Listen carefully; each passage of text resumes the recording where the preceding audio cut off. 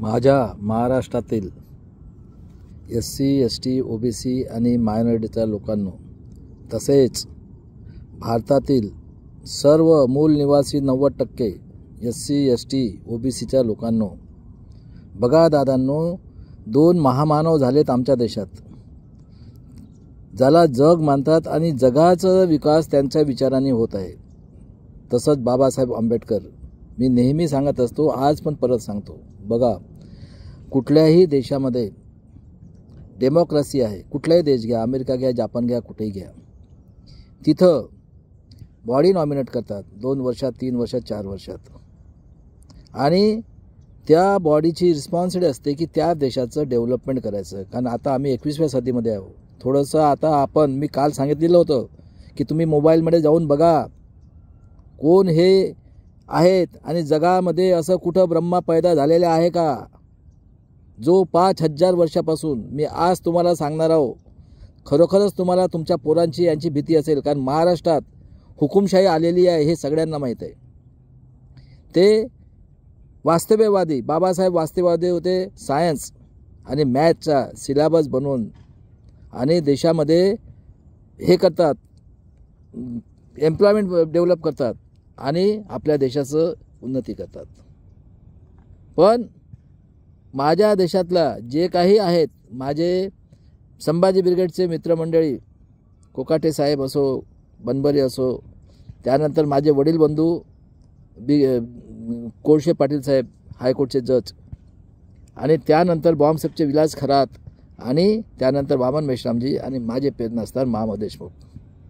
मी भारताला 5000 वर्षांनी मी मुक्त करणार आता, कारण मी शपथ खाल्लेली आहे. मी नागवंशी आहे आणि मी मौर्य राजाचा वंशज आहे, लक्षात ठेवा. मी जे सांगतो आहे ते तुम्ही विचार करा.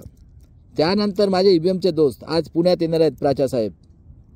आम्ही तर 1 वर्षापासूनची ही मेहनत आहे. यांनी पूर्ण ठाणलेलं होतं 400 सीटा येणार म्हणून, पण आम्ही बलिदान द्यायला निघालेले EVMच्या विरोधात. आणि त्यानंतर सामाजिक संस्था ज्या आहेत आणि जे आमच्या हा म्हणतो विश्वगुरू 85 कोट 5 किलोनी आणि 13 करोड पोरं हे फिरत आहेत. आणि त्यानंतर तुमचं सगळं संपलेलं, एवढं अन्याय अत्याचार जगाच्या पाठीवर कुठंच होत नाही आहे. काय तर आम्ही वर्ण व्यवस्था बनवली आहे का? कुठं आहे असं जगात? आहे असं ब्रह्माच्या तोंडातून? मी यांच्या कत्ला करणार, जगाला सांगणार. फक्त तुम्ही एक काम करा, मी जे व्हिडिओ ट्विट करा, आणि तुम्ही आता ट्विट करा.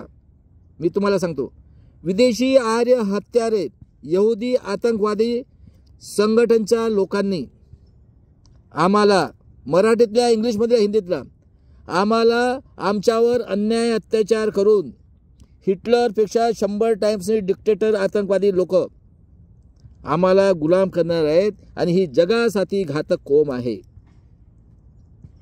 करा, ज्यांना आपल्या पोराबाळांचं भविष्य त्यांनाच. आणि आज मी मेडिसिन सांगणार आहोत. बघा दादांनो, स्वातंत्र्य मिळाल्यानंतर तुम्ही चेक केलं कोण 50 पासून करताय, त्याच्या अगोदर आपण गुलामच होतो. तुम्ही बघा, पक्ष आदेशानुसार काय अर्थ होतो, जे पक्ष सांगेल ते काम करायचं, बरोबर आहे. तर आता आपला महाराष्ट्राचं उदाहरण घ्या. 60 मध्ये आपला महाराष्ट्रामध्ये विदर्भ आणि मराठवाडा ॲड केलेला आहे आणि एक हाती सत्ता भोगत आहेत, बरोबर आहे. 62 मध्ये आम्हाला क्रिमिनल लावून, जरांगे पाटील जरा ऐका, आता तुमचं खरं आहे का खोटं आहे तुमच्या बुद्धीला पटेल त्याच भाषेत मी सांगत आहो. आणि आमच्यासाठी कतलखाना काढलेला आहे.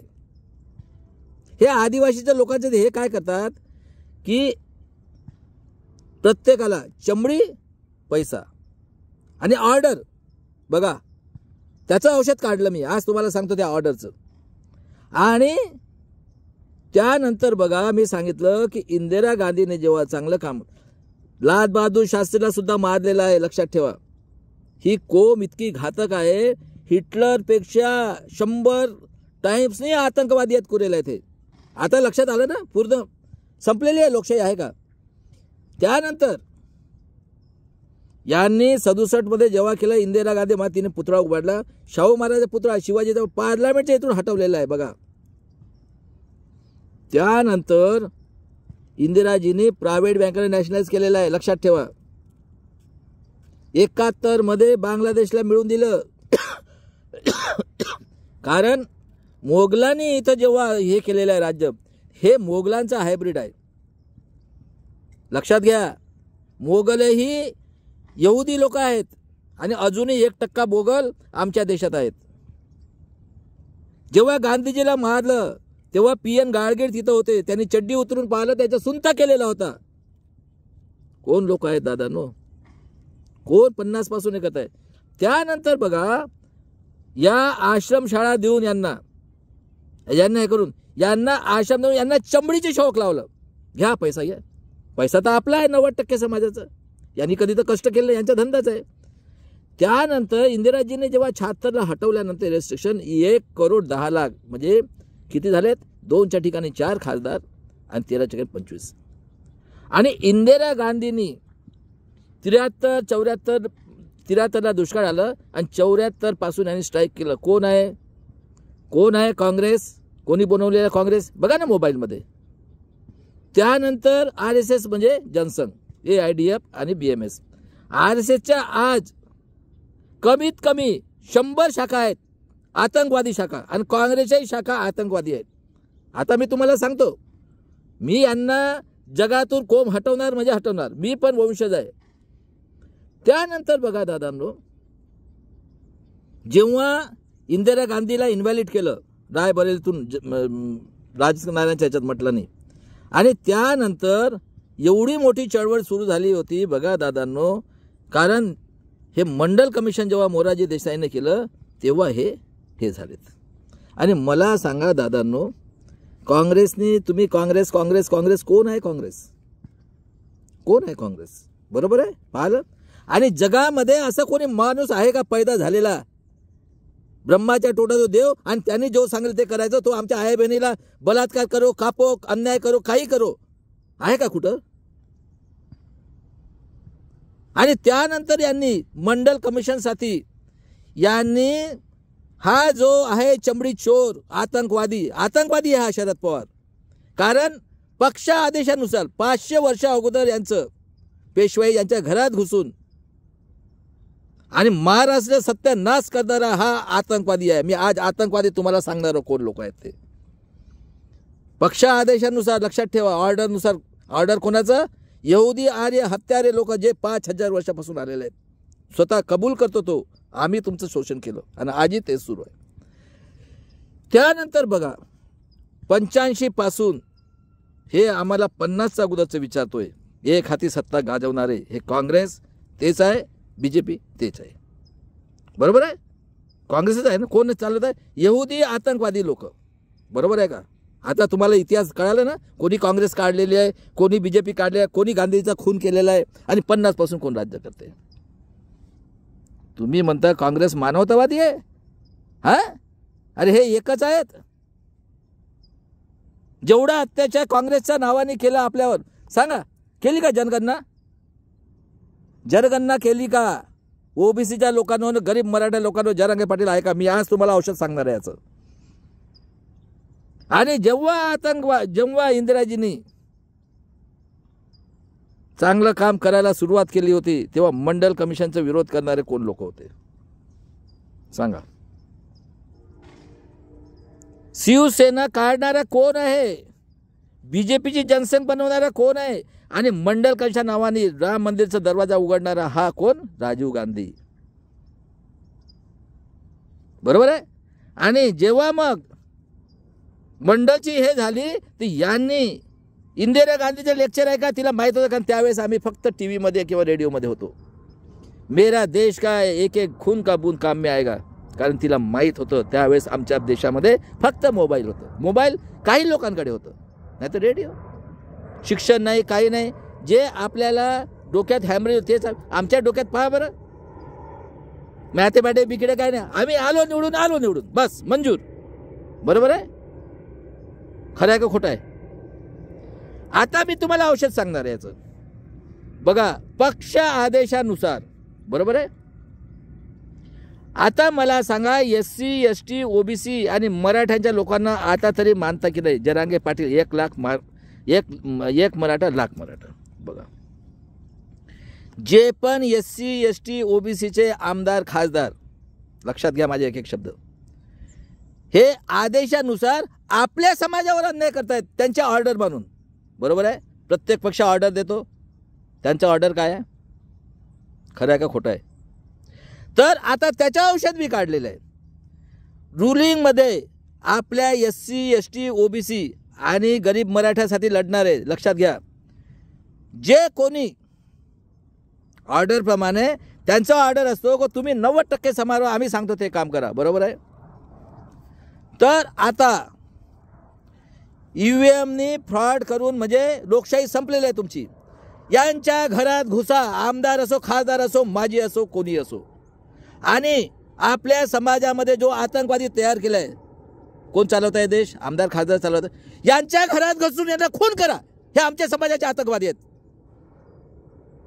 बाबासाहेबांनी म्हटलेलं आहे, अन्याय करणाऱ्यापेक्षा अन्याय सहन करणारा पापी आहे. गुलामाला गुलामीचे जाणीव करून एक दिवस मेंढरासारखं जगण्यापेक्षा एक दिवस सिंहासारखं जगा.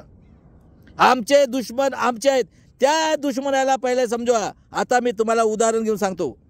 एका याच्यामध्ये आपली देशाची लोकसंख्या आहे 150 करोड. चला, 25 लाखाला एक खासदार आणि 6 आमदार. बरोबर आहे. कोणाचे आहे तो, कोणाचे आहेत सांगा. हत्यार पार्टीचेच आता तरी आहे. बरोबर हो का नाही. आता आहे ना सगळेचे सगळ्या दोन्ही पक्ष. बघा ना नेटमध्ये आहे का, जगात असं कुठं आहे. जन्मापासून ते याच्यापासून तो म्हणेल ते करता तुम्ही, तो तसं हे म्हणजे तुम्हाला मानसिक गुलाम आता तरी. आणि जो संत कितीतरी महात्मे, शिवाजी महाराज, संभाजी महाराज, जिजाऊ, अहिल्याबाई होळकर, शाहू फुले आंबेडकरने आपली प्राणाची आहुती देऊन जो एकमताचा अधिकार दिला, कशासाठी दिला, कशासाठी दिला. स्वाभिमानाने शिकवलं शिवाजी महाराजांनी. आणि स्वाभिमानाने जगण्यासाठी म्हणजे शिक्षण, ब्रेन, हां, पोट भरायला नोकरी आणि हेल्थ ना टॅक्स करून. तुम्ही आता 500 वर्षात आता तुम्ही ह्या EVMने ह्या आपल्या समाजाच्या लोकांमुळे झालेलं आहे. त्यांची काही चूक नाही, त्यांची मी सोय केलेली आहे. यांची कत्ल करणार म्हणजे करणार जगातून. बरोबर आहे का दादा.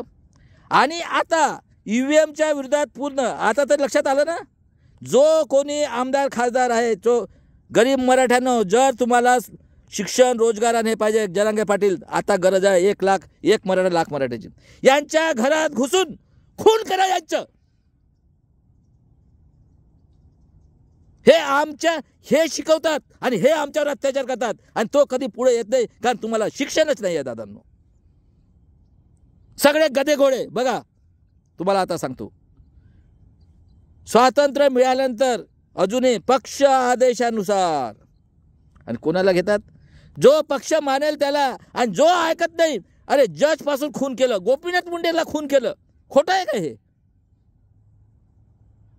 हेमंत करकरला मारून टाकलं, नरेंद्र दाभोलकरला मारलं. सगळं पक्ष कोणाच्या वेळी झालेलं आहे ते. 114 गोंडगोवारीनं मारलं. याला याचं गुप्तांगूमध्ये खैलनाची कांड, घाटकोपरला मारलं.